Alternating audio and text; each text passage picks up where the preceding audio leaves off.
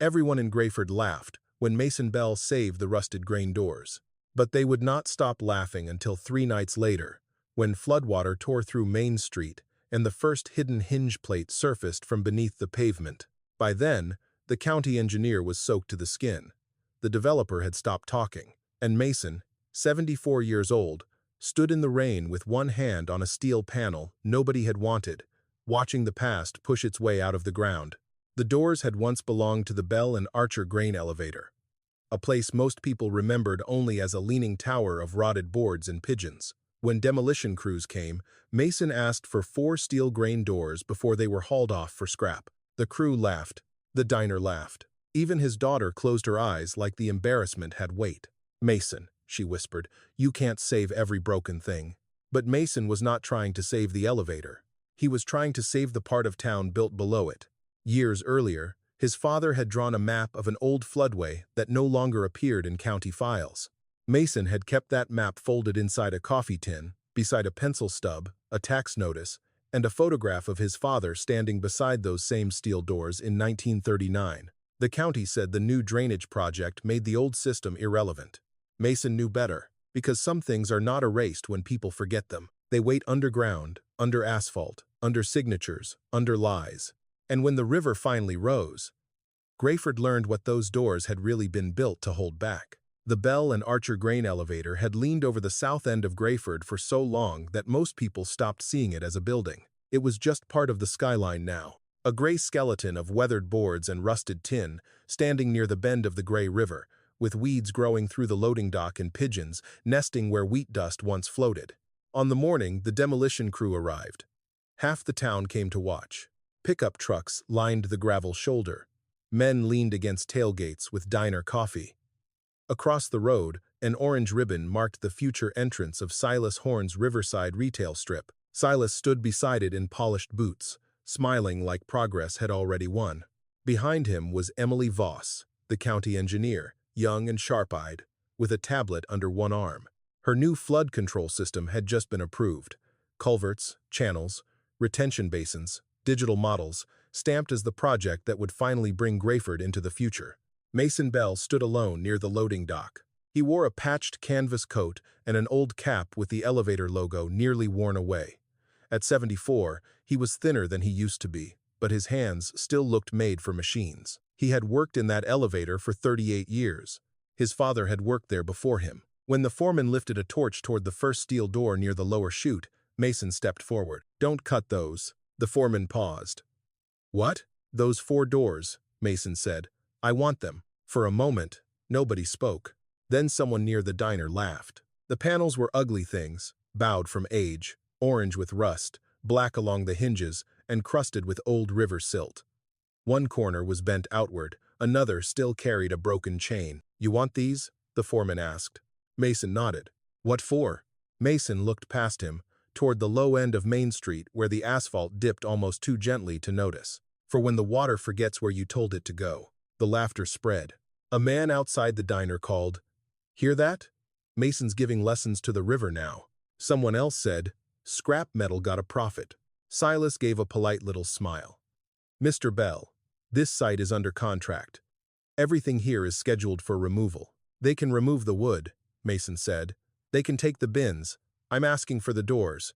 Emily stepped closer, careful rather than cruel. "Mr. Bell, the county drainage plan has accounted for this area. The old elevator channels have no active function anymore." Mason looked at her tablet, then at her face. "Water doesn't care what's active on paper." A few men chuckled again. Emily breathed out slowly. "The old system was abandoned before I was born. That's what worries me," Mason said. Then Claire Bell pushed through the crowd. She was Mason's only child, early 40s, with tired eyes and a voice sharpened by bills and tax notices. "Dad," she said quietly, "please don't do this here." Mason did not answer. Claire looked at the doors, then at Silas, Emily, the foreman, and everyone watching from the road. "You can't haul those home," she said. "The tax notice came again yesterday." "I know. You said you were going to talk to the assessor." "I did." "And?" Mason's jaw moved once. That was answer enough. Silas softened his voice. "Miss Bell, this is why the county has rules. People get attached to things that no longer serve a purpose."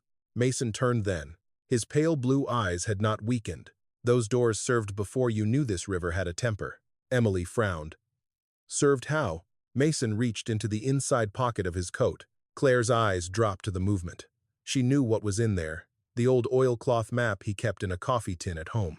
But Mason only touched the pocket. Then he let his hand fall. Not here, he said. By noon, the foreman let him sign a release. The 4 grain doors were chained behind Mason's old blue pickup, scraping and clanging as he pulled them away at 6 miles an hour. The whole town watched. At the diner window, someone lifted a coffee cup in mock salute. Mason drove past without looking. By late afternoon, the doors lay beside his fence in knee-high grass. The notice came the next morning. Remove unauthorized scrap metal from property within 48 hours. Below that was the fine, $500 a day. Mason took the notice, folded it carefully, and slipped it into the same coat pocket where the old map waited. Then, thunder rolled somewhere beyond the river bottoms. Mason looked up, not at the clouds, at Main Street. Long before Mason Bell became the old man everyone laughed at, he had been a boy small enough to walk beneath the grain chutes without ducking his head. Back then, the Bell and Archer elevator was not a rotting landmark. It was alive. It groaned in the wind, breathed wheat dust through every seam, and shook under a trainload of corn like some giant animal waking from sleep. Men came before sunrise with lunch pails and thermos bottles. Trucks backed up to the scales in a line that stretched toward the river road. The air smelled of grain, grease, river mud, and hot metal. Mason loved it, not because it was pretty. It never was. He loved it because his father understood it. Abel Bell was not a loud man. He did not tell stories at the diner, did not argue politics outside the feed store, and did not raise his voice unless a machine was about to hurt somebody. He had a narrow face, heavy hands, and a way of pausing before he answered, as if every word had to pass through a set of gears first. When Mason was 8, Abel started bringing him to the elevator on Saturdays. "Stay where I can see you," Abel would say. Then, 5 minutes later, he would hand Mason a rag and point toward some fitting, hinge, pulley, or grease cup. "Now see if you can tell me what's tired." At first, Mason thought his father meant broken, but Abel taught him there was a difference. A broken thing made noise. A tired thing changed its sound before it failed. That was the first lesson Mason ever learned inside Bell and Archer. Listen before you touch. He listened to belts slapping wooden guards. He listened to the slow clank of the lower gate chains. He listened to the deep belly rumble of grain moving down through steel throats into waiting trucks. He listened to rain hitting the tin roof in soft weather and in hard weather. And when storms came, Abel made him listen to something else. Water. Most people in Grayford thought water was simple. It fell from the sky, ran downhill, found the river, and left people alone if the Lord was kind. Abel did not think water was simple. Water remembers. He told Mason one spring afternoon, when rain had been coming down for 3 days and the gray river had turned the color of coffee grounds. It remembers every low place men try to hide from it. Mason stood with him under the elevator's south overhang, watching a brown sheet of runoff slide along the packed dirt behind the loading dock. The water did not rush straight toward the river the way Mason expected. It curved first, almost gently, toward the lower end of town. "Why does it go that way?" Mason asked. "Because that's where it used to be allowed to go." Allowed? Abel glanced toward Main Street, then toward the big brick bank near the courthouse square, before they decided some streets deserved to stay dry more than others. Mason was too young to understand what that meant, but he remembered the way his father said it. Quiet, bitter, careful. Abel had an old oilcloth map that he kept rolled in a length of stovepipe behind the workbench. It was not a clean map like the ones in the county office. It was stained at the corners, softened from being folded too many times, and marked in pencil by men who had known the ground by boot sole and shovel. On that map, the elevator was not just an elevator. It was part of a water system. There were hand-drawn lines running from the river bend to the lower gates, from the lower gates to a spillway, and from that spillway toward an old channel Mason had never seen in any schoolbook or county display. The lines cut under what was now asphalt. They ran beneath the place where Main Street dipped. They crossed near Brook Row, the poor side of town, where houses sat low and close together, and every porch had water stains on the steps. "This here," Abel said once, tapping a pencil at a place marked Low Gate, was built so floodwater had somewhere honest to go. Mason frowned. Where did it go? Abel did not answer right away. He rolled the map slowly, as though the paper itself might hear him. Not where it should have. The flood, Mason remembered, most came when he was 12. It was late April. The river had been rising all week, but Grayford had seen spring floods before. Men filled sandbags. Women moved canned goods from cellar shelves. The county sheriff drove through town telling folks to keep calm. The courthouse square stayed dry. So did the bank. So did the new houses along Archer Rise, where the land sat high enough that people could stand on their porches and watch the low streets drown. Brook Row was not so lucky. By dusk, water had reached the first porch steps. By midnight, it was through kitchen doors. Mason remembered lanterns moving in the rain, mothers carrying children wrapped in quilts, men waiting with furniture over their heads, dogs howling from woodsheds, and the awful sound of a piano turning over inside somebody's parlor. Abel took Mason with him in the old grain truck. They hauled people out until the truck bed filled with wet blankets and frightened faces. Mason sat against the sideboard beside a woman holding a baby under her coat. The baby did not cry. That scared Mason more than the water. Near dawn, Abel stopped the truck by the elevator and ran toward the lower gates. Mason followed against orders. He found his father standing in knee-deep water, pulling at a rusted chain that would not move. Another man shouted that it was no use. Someone had poured concrete in the old channel years before. The water had nowhere to go now, except through Brook Row. Abel's face changed that morning, not in a way a stranger would notice. But Mason saw it. Something in his father went still. After the flood, county men came with clipboards. They walked the streets in clean raincoats and wrote down losses.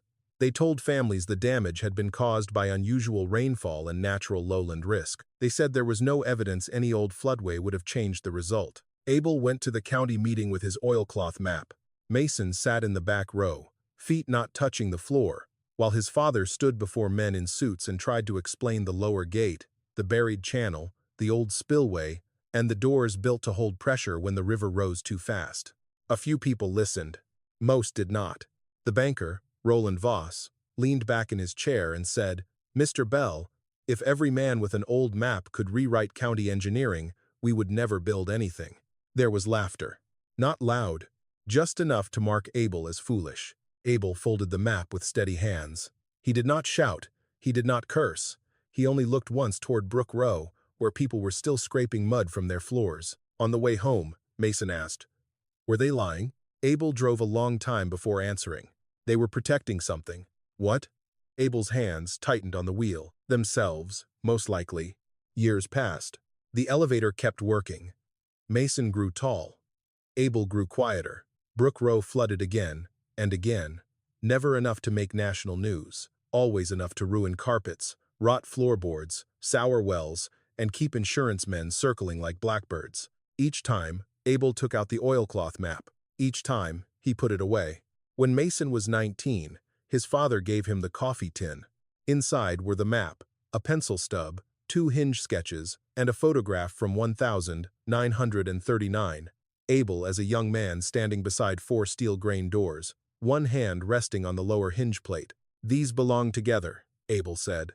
Mason asked what he meant, but Abel only shook his head. "One day, if the water comes back wrong, don't let them tell you it's just rain."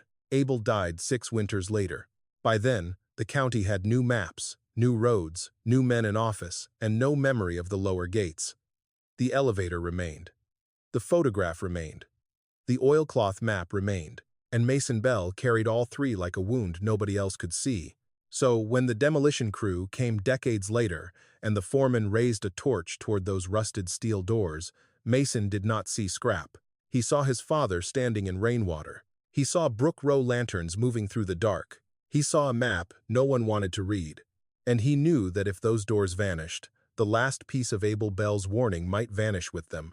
The 4 grain doors looked worse in Mason Bell's yard than they had against the old elevator wall. At least there, surrounded by rotted boards and bent tin, they had belonged to the ruin. Beside his fence, in the knee-high grass, they looked like evidence of a man giving up. Claire stood on the back porch the next morning with a mug of coffee cooling in both hands, watching her father kneel beside the first panel. He had spread an old feed sack under his knees and laid out tools in a careful row. Wire brush, putty knife, small hammer, oil rag, notebook, pencil. He had not eaten breakfast. "Dad," she called. "You know the scrap man would still take those if we called today." Mason did not look up. "He said he wouldn't pay much," Claire added. "But much is better than $500 a day." The wire brush rasped against rust. Claire waited. The sound kept going. Finally, Mason said, "Scrap men pay by weight. They don't pay for what a thing knows." She closed her eyes.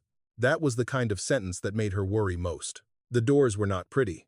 Each one was a heavy steel slab with a reinforced face, wider than a man was tall, with corners bowed from old strain. Rust had eaten through the paint until no original color remained, only layers of brown, orange, and black. The hinges were oversized, too thick for ordinary grain bin doors. Around each hinge plate, the steel had been worn smooth in a half-moon pattern, as if the doors had once swung under pressure, not just opened and shut by hand.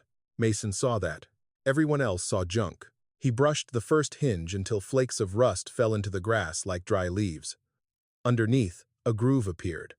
Not deep, not decorative, a guide mark. He leaned closer. The mark curved downward, then stopped at a narrow notch cut into the side of the hinge plate. Mason touched it with his thumb. He had seen that shape before. Nut on that grain shoot. On his father's sketch, inside the house, Claire's phone buzzed twice on the kitchen table. Mason heard it through the screen door. He also heard her pick it up, answer in a low voice, and go quiet the way people do when money is being discussed. By noon, she came back outside with an envelope in her hand. "The assessor's office won't delay it again," she said. Mason kept brushing. "They said if the taxes aren't handled by the end of the month, it moves forward. I heard you. You heard me.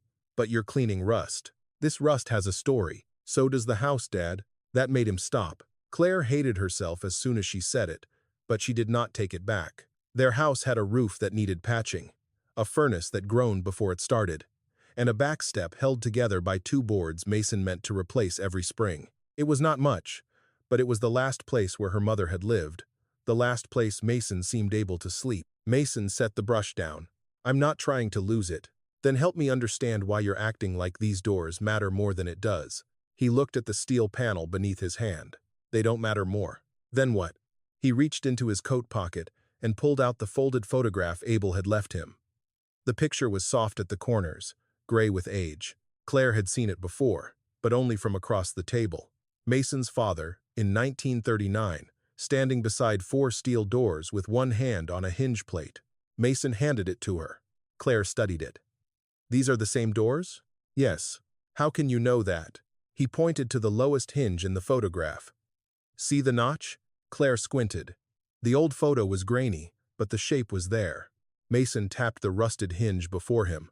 "Same cut, same angle. That still doesn't tell me what they did." "No," Mason said. "But it tells me they weren't made for feed." A pickup slowed on the road. Silas Horn was behind the wheel. Clean shirt, clean truck, clean smile. He did not get out at first. He only looked at the doors, then at Mason's tools, then at Claire. When he finally stepped onto the grass, he carried himself like a man visiting property he already expected to own. "Morning, Mason," he said. "Miss Bell." Claire folded the photograph in her hand, without meaning to. Silas noticed. He always noticed small movements.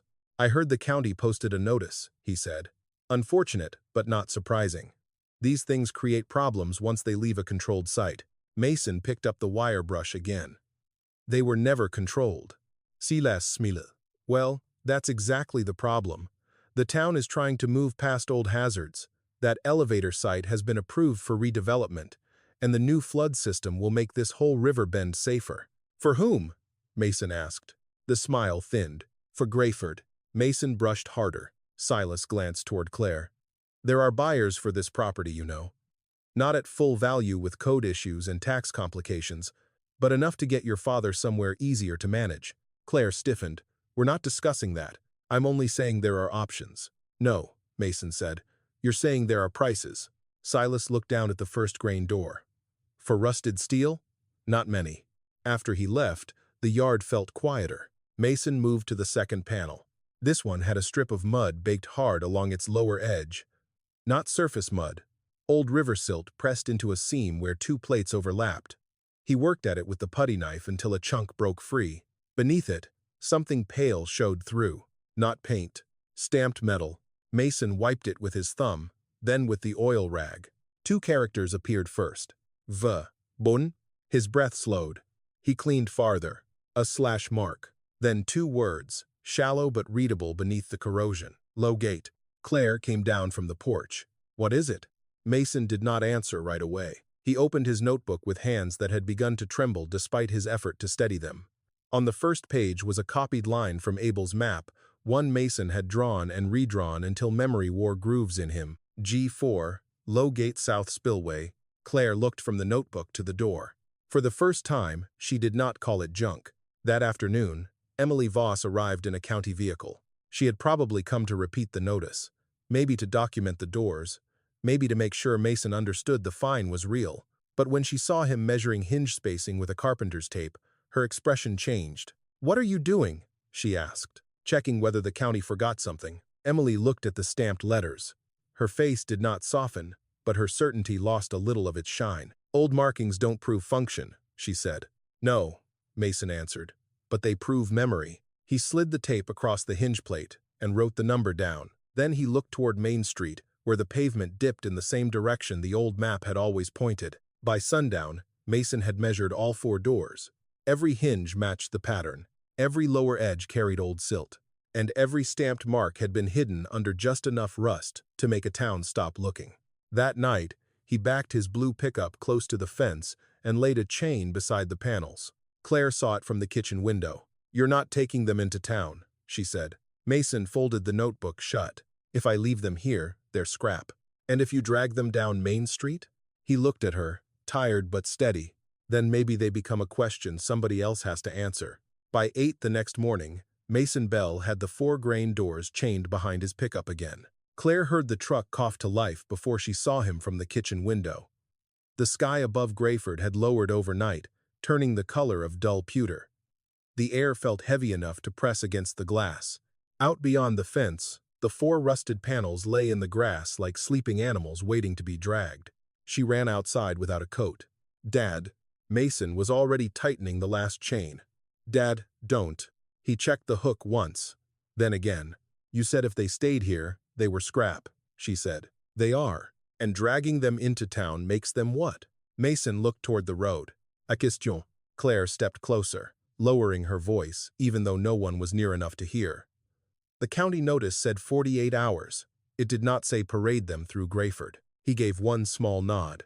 "Then I'm early." That frightened her more than if he had argued. She stood helplessly as the blue pickup rolled forward, the first grain door scraping over gravel with a long iron groan. The others followed, clanging against one another, throwing rust flakes into the damp grass. Mason drove slow, no faster than a man could walk beside him. By the time he reached town, people had started turning their heads. A delivery driver stopped in front of the pharmacy.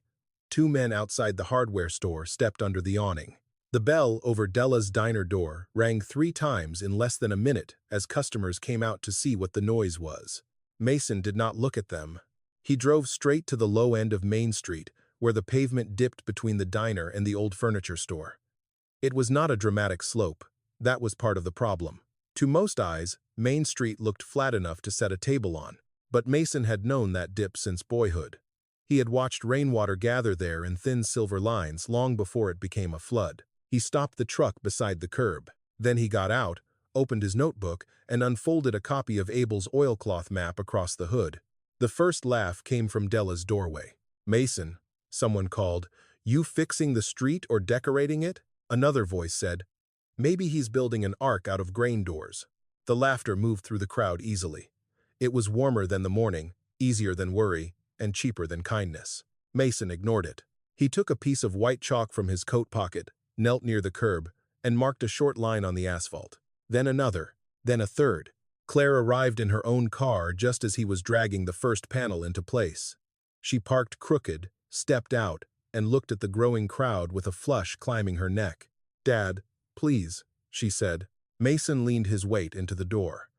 The steel scraped forward 6 inches. "You're going to hurt yourself." "I've hurt myself before. That is not an answer. It's the only one I have time for." He placed the first door across the chalk line, angled toward the storm drain.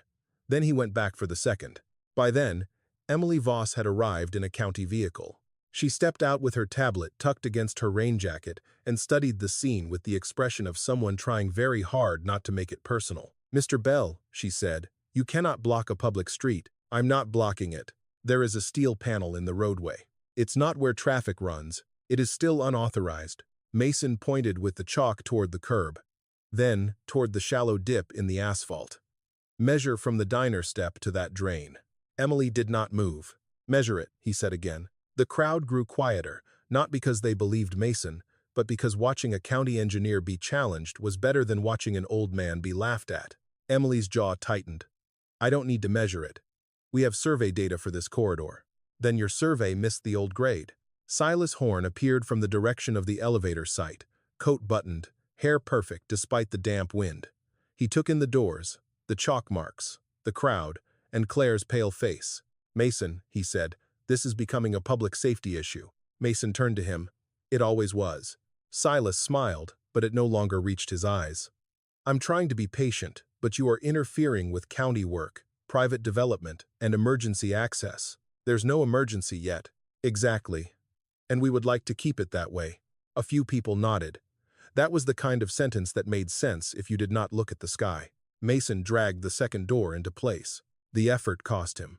Claire saw it in the way his shoulders lifted with each breath, in the tremor that started in his right hand when he reached for the chain. She stepped forward to help, but he shook his head, not because he did not need help, because the town was watching, and he would not let them turn her into part of his embarrassment. At the third door, the problem appeared.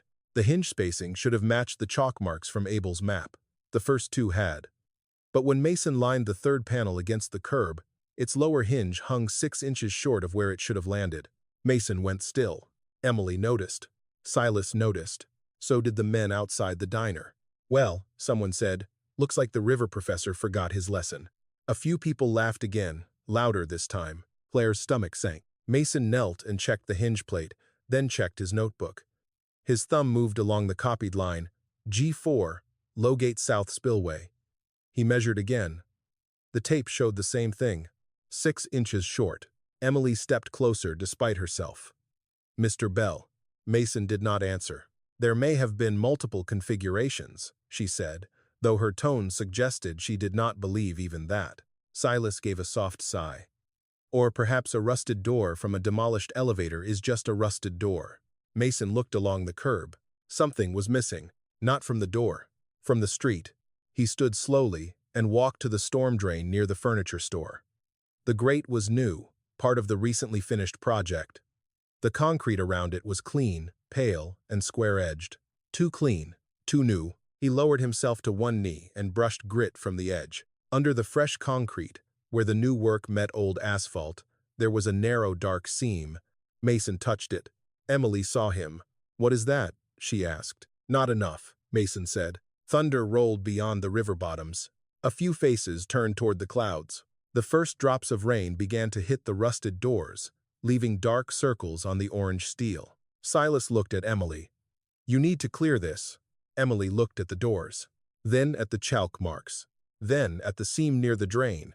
For the first time all morning, she did not answer immediately. Mason stood in the rain with chalk on his fingers and rust on his sleeves. The crowd was still watching. Some were smiling. Some were not. Claire came beside him, close enough that only he could hear. "Dad," she whispered, "what's missing?" Mason looked down at the 6-inch gap between the hinge and the mark. Then he looked at the new concrete, the piece they covered. The rain did not come hard at first. It came the way Grayford people were used to seeing rain come in late spring, thin, steady, almost polite.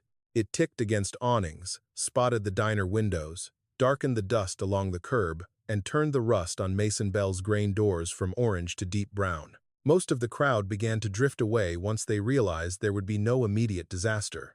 A few men went back inside Della's diner. Someone laughed one more time and said Mason had brought 4 doors to a drizzle.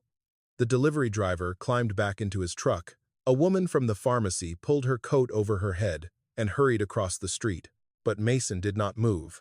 Neither did Emily Voss. She stood near the curb with her tablet under one arm, watching rainwater gather around the new storm drain. Her face still carried the shape of professional doubt, but her eyes had changed. They no longer looked only at Mason. They looked at the street. That mattered. Mason knelt beside the second grain door and pulled a small splinter of wood from the truck bed. It was nothing important, just a broken shim he had used under the chain that morning. He held it between two fingers and waited. Claire stood behind him, rain dotting her hair. "Dad," she said softly, "what are you doing?" "Listening."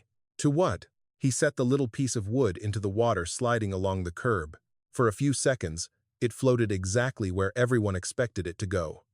Toward the new storm drain, toward the clean concrete, toward the square black grate that had been designed to catch this corner of Main Street and feed it into the county's new channel. Emily watched without blinking. The wood drifted closer to the grate. Then it slowed. It turned once. Not much.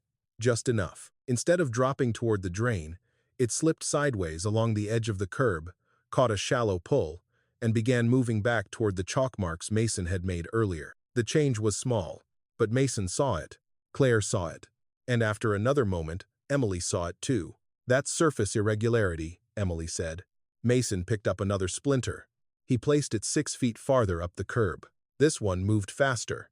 It rode a thin line of water that looked almost harmless until it curved away from the drain in the same direction as the first. It crossed the edge of Mason's chalk mark and came to rest against the rusted lower edge of the second grain door. Mason said nothing. He did not need to. Emily took 2 steps closer. "That should not happen," she said, more to herself than to anyone else. Silas Horn had been standing beneath the diner awning, dry except for the toes of his polished boots. When he heard her, he came back into the rain. What should not happen? Emily did not answer immediately. She opened her tablet, wiped rain from the screen with her sleeve, and pulled up the drainage model for Main Street. Mason could see the colored lines reflected faintly in the wet glass. Blue for runoff, green for stormwater direction, clean arrows, clean assumptions, clean lies if the ground underneath them was wrong. "The grade pulls into the new drain," Emily said. "It should not be moving west." Mason looked toward the furniture store, where the new concrete met old asphalt. "It's not moving west," he said. Emily frowned. "It's being taken west." Silas gave a short laugh. "By what? Ghosts?" Mason looked at him then. "By a channel your drawings don't show." The words landed harder than Mason expected. Not because everyone believed him. Because, for the first time, Emily did not immediately deny them. A low murmur passed through the few people still watching from the diner window. Claire wrapped her arms around herself, not from cold, but from the strange feeling that the ground beneath a familiar street had become unfamiliar. Then, an old voice came from the awning. "Lower gate." Everyone turned. The man speaking was Ellis Crowder, 86 years old, who had lived on Brook Row before his knees gave out and his daughter moved him above the hardware store. He wore a brown cardigan buttoned wrong and held a paper napkin in one trembling hand. Mason knew Ellis, though not well. Everyone knew Ellis had stories. Most people also knew not to trust all of them. "What did you say?" Emily asked. Ellis squinted through the rain. "My mother used to say water went looking for the lower gate when the river got full." Silas sighed. "Ellis, this is not helpful." But Ellis kept looking at the grain doors. "She told us not to play near it. Said there was iron down there that could take a boy's fingers off." He pointed with the napkin toward the dip in Main Street. "Not here exactly. Lower. Or maybe here before they paved it up. Hard to remember." Mason's throat tightened. "How old were you?" he asked. "When?" "When she told you." Ellis thought about it. 5. Maybe 6. "That was before the 62 repaving," Mason said. Emily looked up from her tablet. "There was a repaving in 1962? Mason nodded toward the street. "After the April flood," Emily typed quickly. The tablet did not give her an answer. That was answer enough. Silas stepped closer to her, lowering his voice but not enough. "This is how rumors start. One old map, one old story, a piece of wood in rainwater. We cannot stop a public project because of sidewalk theater." Mason stood. The rain had darkened his coat.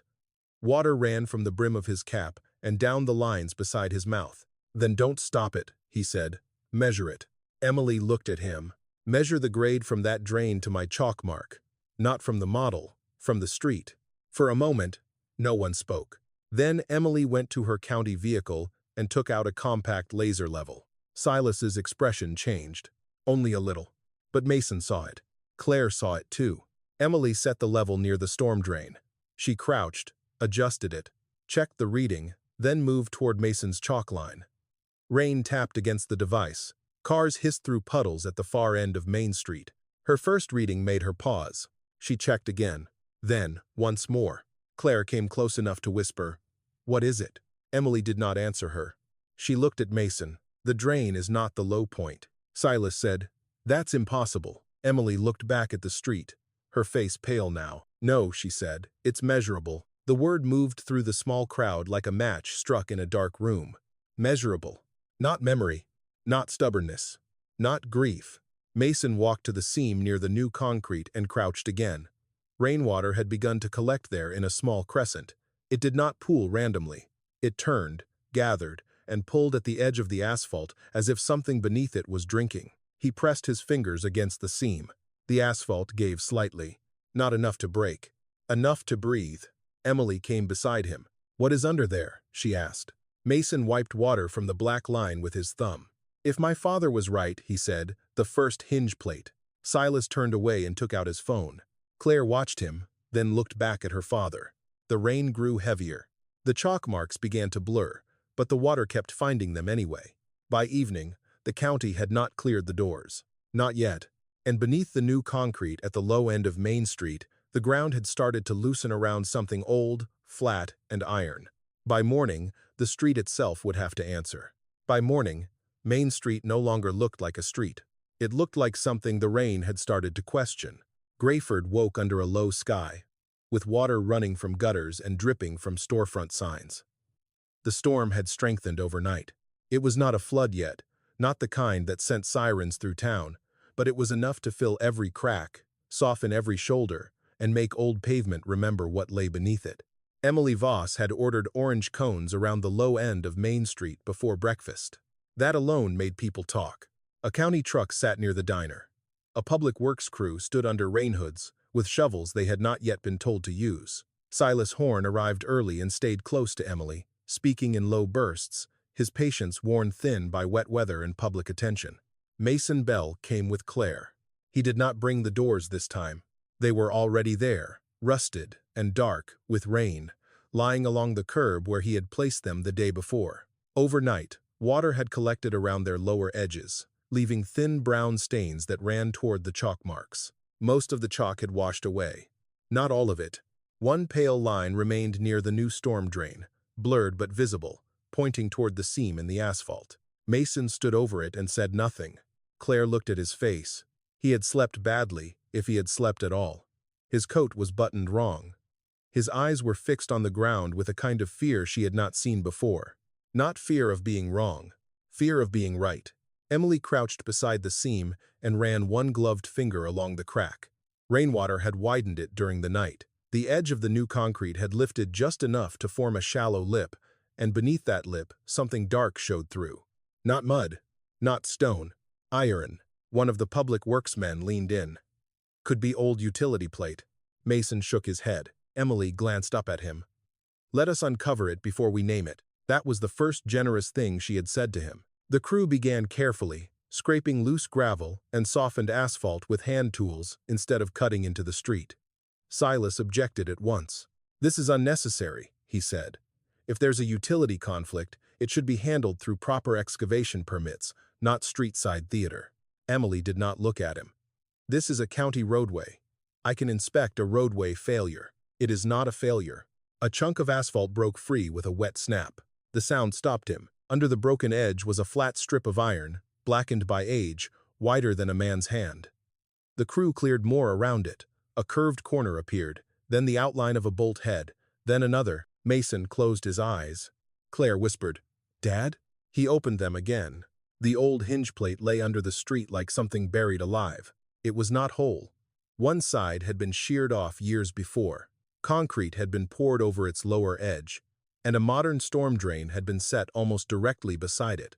But enough remained. Enough for Mason to know. Enough for Emily to measure. She knelt in the rain and placed her tape across the exposed plate. Then she walked to the nearest grain door and measured the lower hinge. She did it once, then again. Then she took a photo, checked the angle, and measured the gap Mason had found the day before. 6 inches. Exactly 6 inches. The missing distance was the buried plate. No one laughed. Not from the diner window. Not from the sidewalk. Not even quietly. Emily stood slowly, rain running down the side of her face. The hinge spacing matches. Silas's mouth tightened. Matches an old piece of metal. That does not prove a spillway. Mason finally spoke. No, but it proves the door had a place. Emily looked at him, then at the exposed iron. And that place is under Main Street. The words seemed to change the weather. Claire stared at the hinge plate as if the street had become a stranger beneath her feet. For 2 years she had thought her father was drowning himself in old grief. Now grief had a shape. It had bolts. It had rust. It had been lying under the road while everyone called him foolish. A public works man cleared a little more asphalt from the plate. Another mark appeared. Not a full label, only part of one. Gebon. Mason's hand went to the pocket where he kept his notebook. Emily saw the movement. That's the same mark from the door. Yes, and from your father's map. Mason nodded. For one brief moment, the years seemed to lift from his face. He looked down Main Street toward Brook Row, beyond the dip, beyond the wet rooftops and narrow porches that had carried water scars for generations. His father had not imagined it. Abel Bell had not stood in front of those county men with nothing but superstition and grief. The old lower gate had existed. The doors had belonged to it. The floodway had been real. Claire touched his sleeve. "Dad," she said very softly. He was right. Mason did not answer, because if he tried, his voice might break. Emily took several photographs, then stepped back to her vehicle and began searching county archives through a remote records portal. Her fingers moved quickly across the tablet. New files, old scans, drainage revisions, street repaving reports. The public works crew waited. Silas watched her too closely. Mason noticed that, after several minutes, Emily stopped scrolling. Her face changed. Not much, but enough. "What is it?" Claire asked. Emily did not answer her. She looked first at the hinge plate, then at Mason. "I found a 1962 revision scan," she said. Mason's eyes narrowed. "Revision of what?" "Main Street drainage and lower river approach." Silas stepped in. "That sounds like exactly the sort of thing your office should review privately before making any public statement." Emily ignored him. She turned the tablet so Mason could see. The scan was grainy, yellowed by age, with typed lines and handwritten corrections layered over a faint map. Most of the old channel marks had been crossed out. A new route had been drawn in clean dark ink, redirecting drainage toward what later became the modern street plan. Near the bottom were signatures. One belonged to a county surveyor Mason did not know. One belonged to Roland Voss, the old banker. And one, written in a careful, narrow hand Mason knew better than his own, belonged to Abel Bell. The rain seemed to go silent. Claire looked from the tablet to her father. "Dad?" Mason did not move. His eyes stayed on the signature. For most of his life, he had carried his father's map like proof of a good man ignored. He had told himself Abel had been silenced by powerful men, humiliated by people who wanted the low streets forgotten. But the document in Emily's hand said something colder. Abel had not only warned them.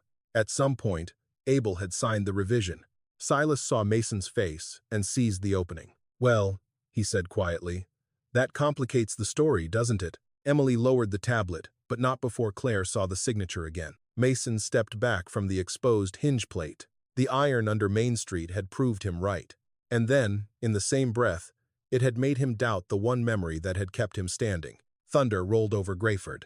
This time, Mason looked not toward the clouds and not toward Main Street. He looked toward the old elevator site, where his father's silence had begun. By noon, Grayford no longer treated Mason Bell like entertainment. The laughter had drained out of Main Street with the rainwater. Orange cones blocked the low end of the street. A county truck sat sideways near the diner. The exposed hinge plate had been covered with a temporary sheet of plywood weighted by sandbags, but covering it did not make people forget what they had seen. Iron under the pavement. A mark that matched the grain doors. A county engineer standing in the rain, unable to say Mason was wrong. That was enough to change the town's mood. Not into belief, into fear. People crossed the street more quietly now. Men who had joked from the diner window stood outside with their hands in their coat pockets, watching Emily Voss take photographs and measurements. Claire stayed close to Mason, though she could feel him drifting somewhere she could not follow. He had not spoken much since seeing Abel Bell's signature. That scared her more than his stubbornness. Stubbornness had kept him moving. Silence could swallow him whole. Silas Horn did not waste the opening.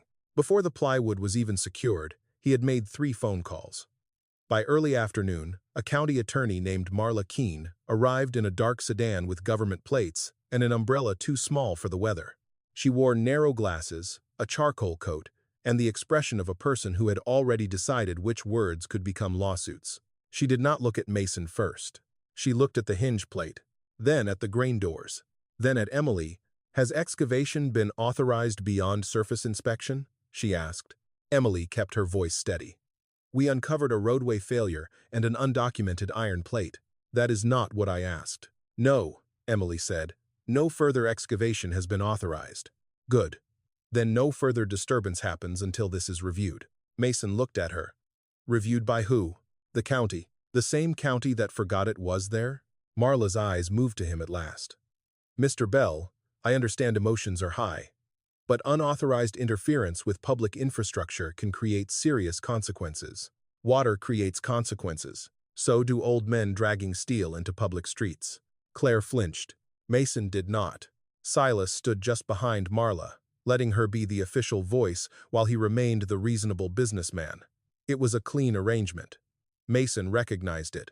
Powerful men rarely needed to raise their own voices when someone else could do it in better clothes. Marla opened a folder. "Until the county determines ownership, relevance, and safety implications of these materials, the doors must remain untouched. The exposed plate must remain covered. And Mr. Bell, you are not to obstruct public work again." Mason looked toward the plywood. "That plate has been obstructed for 60 years. Silas sighed softly. "This is exactly the problem. You keep turning a technical issue into a crusade." Mason turned to him. "And you keep acting like buried iron scares you less than it does." For the first time, Silas did not smile. Then another car pulled up. Claire recognized it before Mason did. A white sedan from Grayford First Bank. A woman stepped out holding a leather folder against her chest. Her name was Denise Calder, assistant manager, though Claire had only ever seen her across a desk when payment extensions were being refused. Denise did not seem pleased to be there. Silas did. Claire felt the ground shift under her. "Miss Bell," Denise said quietly. "Mr. Bell." Mason looked from her to Silas. "Bank makes street calls now?" Denise's face tightened. "I'm here because your tax delinquency and property lien status have reached review level." Claire went cold. "You said we had until the end of the month." "That remains true," Denise said. "But additional fines, code violations, or public safety citations may affect risk assessment." Marla closed her folder with a faint snap. "The county fine remains active, $500 a day." The number hung there, ugly and practical. Mason had endured laughter. He had endured dismissal. He had endured old grief rising through the pavement. But numbers had a different kind of cruelty. They did not shout. They simply waited. Silas stepped closer to Claire, lowering his voice enough to sound private and loud enough for Mason to hear. "There is another way. I told you before, there are buyers. I can resolve the tax issue, the property issue, even the fines. Your father would not have to worry about the house." Claire swallowed. Mason's eyes sharpened. "What do you want?" Silas looked almost hurt. "Peace. The town is under weather threat. The county needs to finish its review. I'm offering to take a burden off your family." "What do you want?" Mason repeated. Silas's voice changed then, just a fraction. "The original map." Claire looked at her father. Mason's hand went to his coat pocket. Silas saw it. So did Marla. So did Denise. "The map is not doing anyone any good hidden in your kitchen," Silas said. "Turn it over for proper review. Step back from this. Let professionals handle it. In exchange, I can make sure the house stays in your family." Claire's breath caught. The house. Her mother's curtains still hung in the front room. Mason's work boots still sat by the back door where he had left them every evening for 40 years. The coffee tin, the old photograph, the kitchen table with one leg shimmed by a folded seed catalog. It was not wealth, but it was theirs. "Dad," she whispered. Mason heard the plea inside that one word. She was not asking him to betray anything. She was asking him to survive. For a moment, his face softened. Then thunder rolled again, farther south this time. Emily looked up from her tablet. Forecast changed. Everyone turned. She had been standing slightly apart, one hand under her rain hood, scrolling through weather alerts and county maps. Her face had gone pale in the way engineers go pale when numbers stop being abstract. "The river crest has been revised upward," she said. "Heavy rainfall north of the basin. We may have major flow in 36 hours. Silas cursed under his breath. Marla said, "Then all the more reason to avoid unauthorized action." Emily looked at her. "Or all the more reason to understand why the water is already bypassing the new drain." Marla's expression hardened. "Careful." Emily closed the tablet. "No," she said. "I should have been careful 18 months ago." The sentence stunned the group into silence. Emily looked at Mason. "The archive basement still has pre-digitized drainage files. Some of them were never scanned cleanly. I'm going to check the originals." Silas stepped forward. "Emily," she did not look at him. "If the model is wrong because the base record was wrong, then the town is exposed," Marla said. "You are not authorized to make that conclusion publicly." "I'm not making a conclusion," Emily said. "I'm checking a fact." Then she left for her county vehicle. Silas watched her go with the first real anger Mason had seen in him. Claire turned back to her father. Rain had gathered on Mason's cap brim and dripped steadily onto his coat. He looked older than he had that morning. Older, and somehow harder to move. "Dad," she said, "if that map can save the house." "It can't. You don't know that." "Yes, I do." His voice was low. Not angry. Worse than angry. "Certain. If I give him the map, it disappears into a drawer. If I keep it, maybe it disappears with me. But at least I'll know which hand buried it." Claire's eyes filled, but she did not cry. Denise Calder looked down at her folder. Marla Keene looked toward the covered hinge plate. Silas looked at Mason with all politeness gone. "You are making a mistake," he said. Mason looked past him, toward the low roofs of Brook Row and the black river clouds gathering beyond them. "No," he said, "I'm finishing one." That evening, he took the coffee tin from his kitchen shelf and placed it on the table. Claire sat across from him. Neither of them opened it. Outside, rain tapped against the windows. 36 hours. That was what Emily had said. Mason rested one hand on the tin. The house could be lost. The map could be stolen. His father's name could be ruined. And the river was coming anyway. The county archive basement smelled like wet paper and old pipe heat. Emily Voss had been down there before, but never like this. Before, it had been a place to pull permits, verify property lines, and find forgotten drawings for culverts nobody cared about. A low-ceilinged room beneath the courthouse, lined with metal shelves and cardboard boxes, each one labeled in fading marker by someone who had assumed the past would stay quiet if it was filed properly. Now every box looked like it might accuse her. She stood under a buzzing fluorescent light with rainwater still dripping from her coat hem, searching through files marked Drainage South District, Street Revision, River Approach, 1,958, 1,964. The digital records had shown her only fragments. Clean scans, missing pages, maps with notes cropped at the edges. But paper did not crop itself. She pulled the first folder apart, then the second, then a third, brittle enough that the corners flaked under her fingers. Upstairs, rain battered the courthouse windows. Every few minutes, the building pipes knocked like someone trapped inside the walls. Emily found the original map just after 5. It was rolled inside a cracked cardboard tube, misfiled behind a stack of tax assessment plats. The label had been half torn away.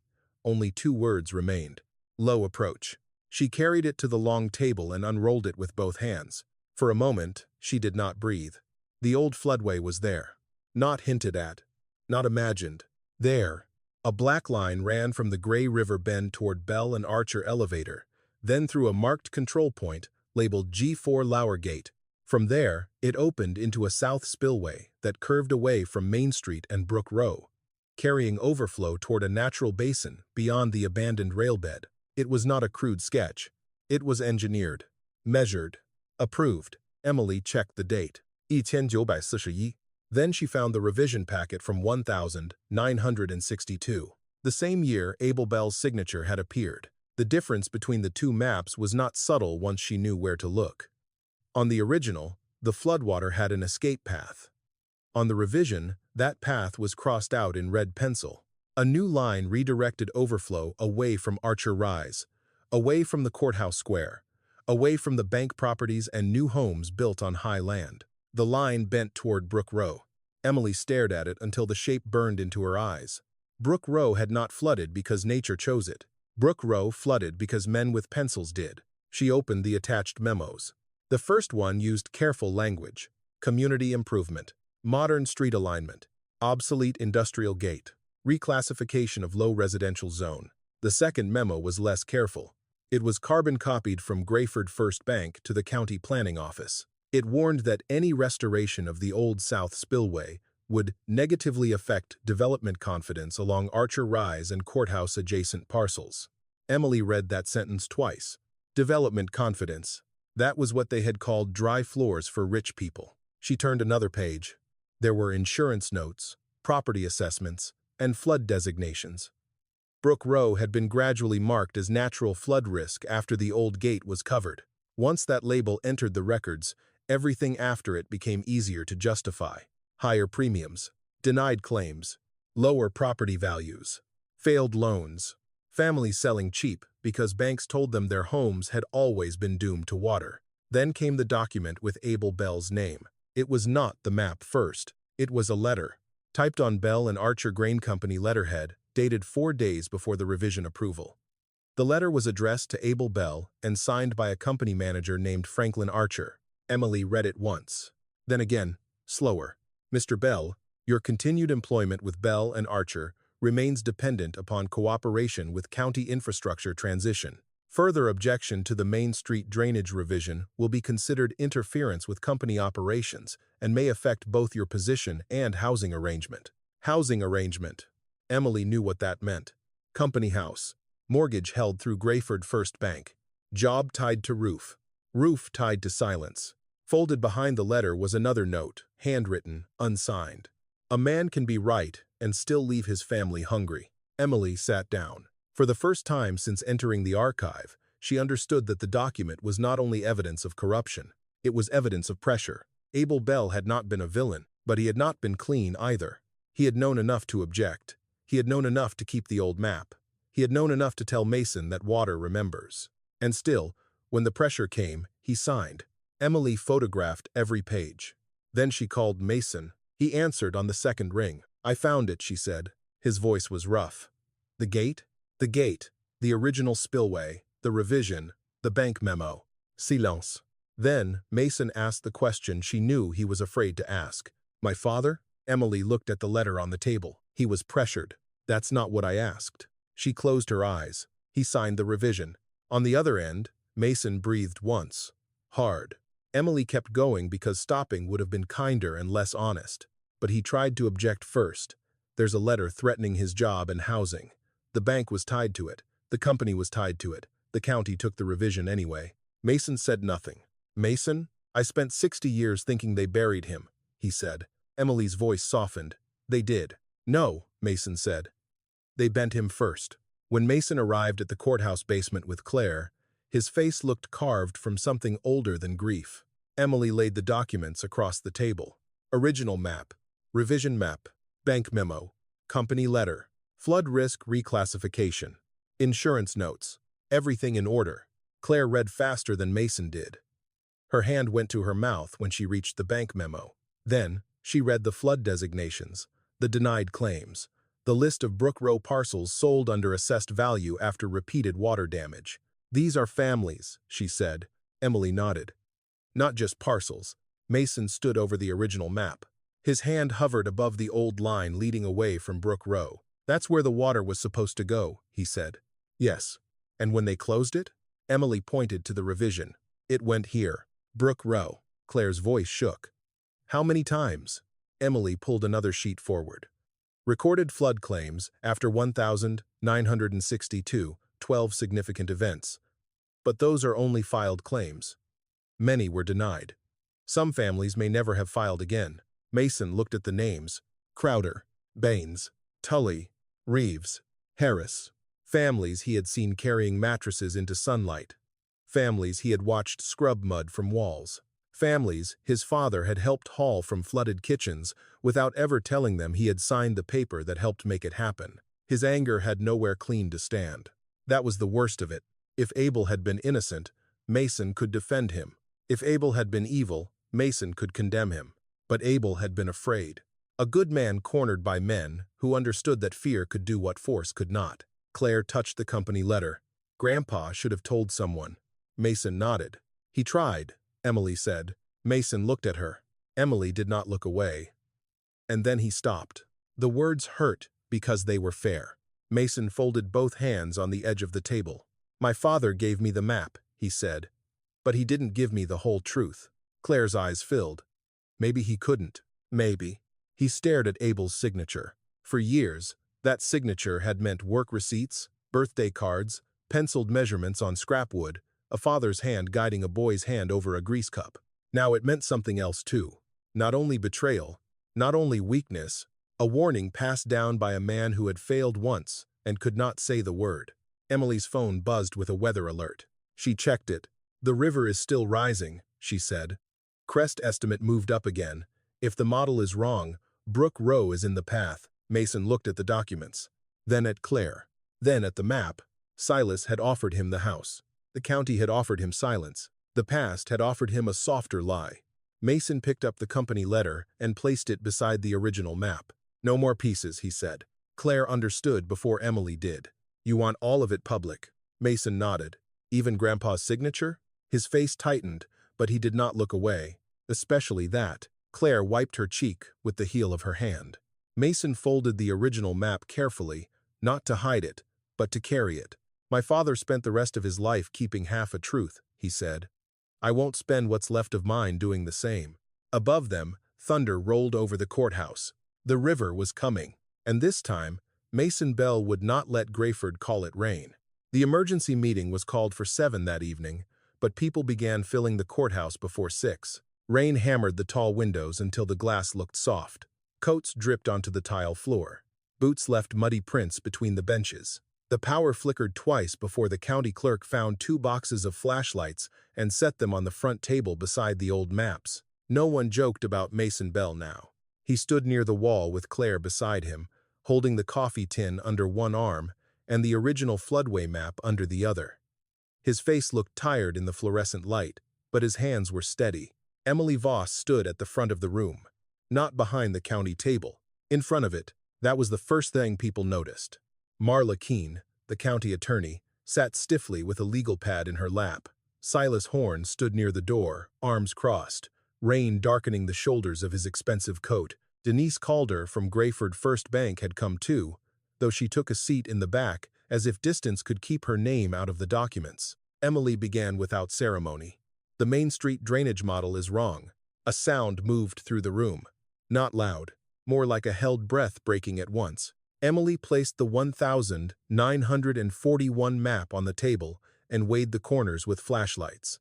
Then she laid the 1,962 revision beside it. Mason watched the faces change as people saw what he had seen in the archive basement. 2 maps, 2 futures. 1 honest line, carrying floodwater away from Brook Row. 1 revised line bending it toward people who had already had the least. Emily pointed to the original. This is the old South Spillway, G4 lower gate. It matches the hinge plate found under Main Street and the grain doors Mr. Bell saved from the elevator. Marla leaned forward. These materials are still under review. Emily did not look at her. The water is not waiting for review. A few people murmured agreement. Silas stepped away from the door. Let's be careful. Old documents can be misunderstood. Development plans, drainage updates, property classifications, these are complex matters. Mason opened the coffee tin. The small metallic sound cut through the room. He took out Abel's photograph, the hinge sketches, and the copy of the map his father had kept for most of his life. Then he placed them beside Emily's documents. I misunderstood one thing, Mason said. His voice was not loud, but the room quieted for it. I thought my father only warned them. I thought they laughed him down and buried what he knew. Claire's hand tightened around the back of a chair. Mason unfolded the revision page with Abel Bell's signature. He signed this. People shifted. Silas looked almost relieved, as if Mason had handed him a knife. Mason kept speaking. He signed after they threatened his job and the roof over his family. That does not make him innocent. It makes him afraid. And fear did not keep Brook Row dry. The words landed harder than anger would have. For a moment, no one knew where to look. Then Claire stepped forward. She held a sheet Emily had printed from the archive file: flood claims, denied insurance notes, parcel transfers, family names. "My grandfather's name is on one page," she said. "But these names are on all the rest." She began reading. Crowder, Benz, Tully, Reeves, Harris, Maddox, Keller, Wren. She did not rush. After each name, she read what the file said in plain language. Denied claim, repeated water damage, sold below assessed value, mortgage called, well contamination, foundation loss, natural flood risk.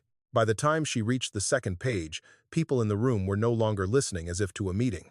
They were listening as if to a funeral where the dead had been misnamed for 60 years. Ellis Crowder sat in the front row with his cardigan buttoned wrong. When Claire read his family name, he lowered his head. "My mother scrubbed mud from that house until her hands cracked," he said. "They told her she should have known better than to live low." No one answered him, because the maps had already answered. Silas tried once more. Even if mistakes were made decades ago, digging into Main Street during a storm event could make matters worse. Emily turned then. "Yes," she said. "Doing it wrong could. Doing nothing will." She placed a fresh form on the table. Her hand shook once before she pressed it flat. "This is an emergency field order. I am authorizing Public Works to expose the remaining lower hinge plate and test the old gate line under supervision." Marla stood.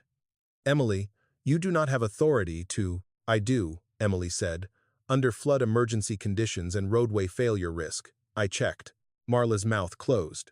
That was Emily's apology. Not a speech. Not tears. A signature.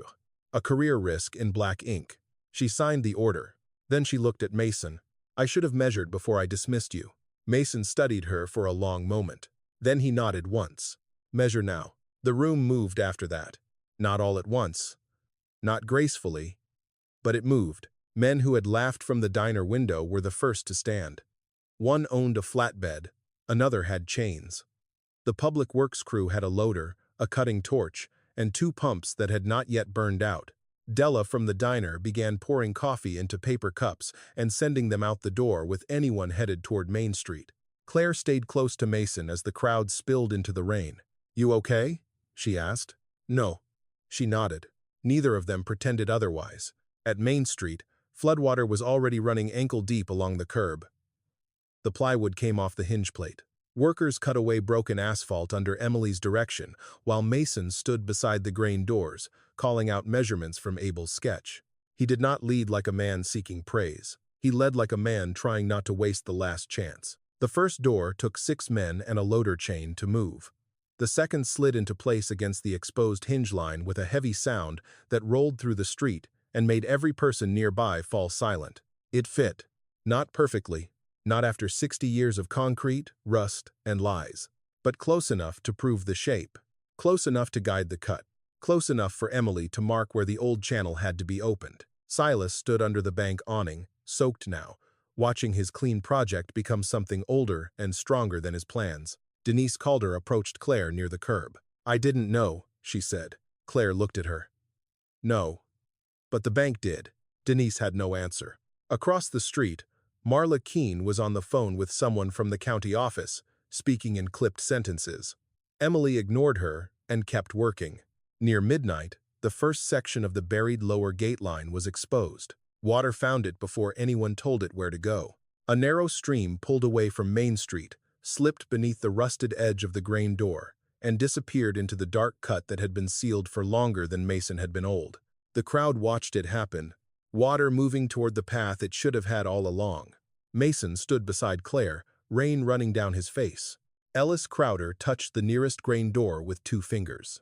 "My mother was right," he said. Mason looked at the water, then at the courthouse lights shining weakly through the rain. Silas came to him one last time before the crest. His voice was low. "You still have a house problem."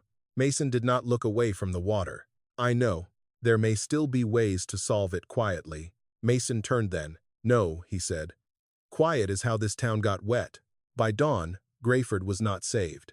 Not yet, but for the first time in 60 years, the water had been given another way to tell the truth. 3 months after the flood, Main Street still carried scars. The asphalt had been cut open, patched, cut again, and finally rebuilt around a truth the town could no longer pave over. At the low end, near Della's diner, the new curb did not run smooth and blind across the old lower gate anymore. It curved around a reinforced access channel, marked with a plain steel cover and a county warning sign. No plaque, no ribbon, no speech about history. Mason Bell liked it better that way. A thing did not have to be praised to be respected. Sometimes it only had to be allowed to do its work. Grayford changed slowly after that, the way small towns always do when they are ashamed but not ready to say so all at once. The county opened a formal review of every drainage revision tied to the 1962 Main Street project. Lawyers came. Surveyors came. Insurance men came with folders that looked too clean for the houses they were about to discuss. Brook Row families brought photographs of flooded kitchens, warped floors, ruined wells, and children standing barefoot on porches while brown water moved behind them. For the first time, those pictures were not treated like proof of poor judgment. They were treated like evidence. Silas Horne's Riverside retail strip did not break ground that spring. At first, he called it a delay, then a review, then a restructuring. By summer, everyone knew the truth. The land deal had lost its shine. Investors did not like old floodways, legal exposure, or newspaper photographs of rusted grain doors being pulled from the street by men who had once laughed at them. Silas left Grayford more often after that. When he did come through town, he avoided the low end of Main Street. Emily Voss did not. She was there almost every morning during the reconstruction, wearing the same mud-stained boots Mason had once judged too new. She stood with survey crews, checked grade by hand, and made younger assistants measure twice when the numbers came too easily. The model is only as honest as the ground beneath it, she told them. Mason heard her say it once, and gave no sign that it pleased him. But Claire saw his mouth move like he was holding back a smile. The 4 grain doors were not preserved whole. That disappointed a few people after the story spread. Someone from a regional museum called and asked if Mason would consider donating one. A historical society offered to restore the cleanest panel and place it under lights. Della said it might be good for Grayford to have something people could point at. Mason listened politely. Then he said no. They were built to hold water, he said. Let them hold water. So the doors were cut. Not carelessly, not like scrap. A fabrication crew cleaned the steel, removed the weakest rot, reinforced the hinge edges, and used 2 original plates inside the new lower gate assembly. The other sections were worked into side baffles along the reopened spillway, where they could slow the river's push during heavy flow. The work was ugly for a while. Sparks in the rain, mud up to men's ankles, steel whining under saw teeth. Mason watched every day from a folding chair Claire brought from home. He did not interfere unless asked. When the crew needed to know which edge had faced the river, he told them. When Emily asked about the old hinge angle, he showed her with 2 sticks in the dirt. He was not trying to win anymore. That part had passed. He was trying to make sure the thing that had survived did not get turned into decoration before it finished its job. At home, the tax problem did not vanish by miracle. There was no envelope of money left on the porch. No rich donor arrived to reward Mason for being right. But after the county review began, the fines were suspended. Then, withdrawn. The bank delayed action on the lien once its own archived memos became part of the investigation. Claire still worked 2 jobs for a while. Mason still patched the furnace with more hope than parts. But the house no longer felt like a place waiting to be lost. One evening in early fall, Claire found Mason at the kitchen table with Abel Bell's photograph in front of him. For years, that picture had been a simple thing in Mason's mind. A good father beside 4 steel doors, carrying a truth nobody wanted. Now it was harder. Abel had warned them. Abel had signed. Abel had been bent by fear and still managed, somehow, to leave behind enough for his son to finish what he could not. Claire sat across from Mason. "You still angry at him?" she asked. Mason looked at the photograph for a long time. "Yes," he said. Then he touched the edge of it with 1 finger. "And I still miss him." That was the most honest thing either of them could have said. A week later, Mason gave the original oilcloth map to Emily. Not the coffee tin, he kept that. Not the photograph, he kept that too. But the map, the real one, he placed in Emily's hands at the reopened lower gate while water moved quietly below them. "This doesn't belong in my kitchen anymore," he said. Emily held it carefully. Where should it go? Where young engineers can't graduate without learning what happens when a line on paper costs somebody else their floor. Emily nodded. I'll make sure they know. Mason looked at the water. It was not dramatic that day. No flood, no sirens, no crowd. Just a clear, steady current slipping through the lower gate and away from Brook Row, following a path that had been waiting under Grayford longer than most people had been alive. Claire stood beside him, hands in her coat pockets. Dad, she said, they're going to remember this. Mason shook his head. They'll forget parts. People always do. Then what was the point? He looked down at the gate. The old steel, cut and scarred and bolted into new work, held firm under the moving water. The point, he said, is that the water won't. That winter, when the first hard rain came, people in Brook Row stepped onto their porches and watched the street. They had learned to watch with dread, but the water did not climb their steps. It moved past the low road. Under the reinforced cover, through the gate made partly from 4 rusted grain doors everyone had once called junk. Mason stood at the end of Main Street until the rain soaked through his coat. No one laughed. No one needed to apologize again. The doors had been called scrap once. Mason never corrected them. He just waited long enough for the water to tell the truth.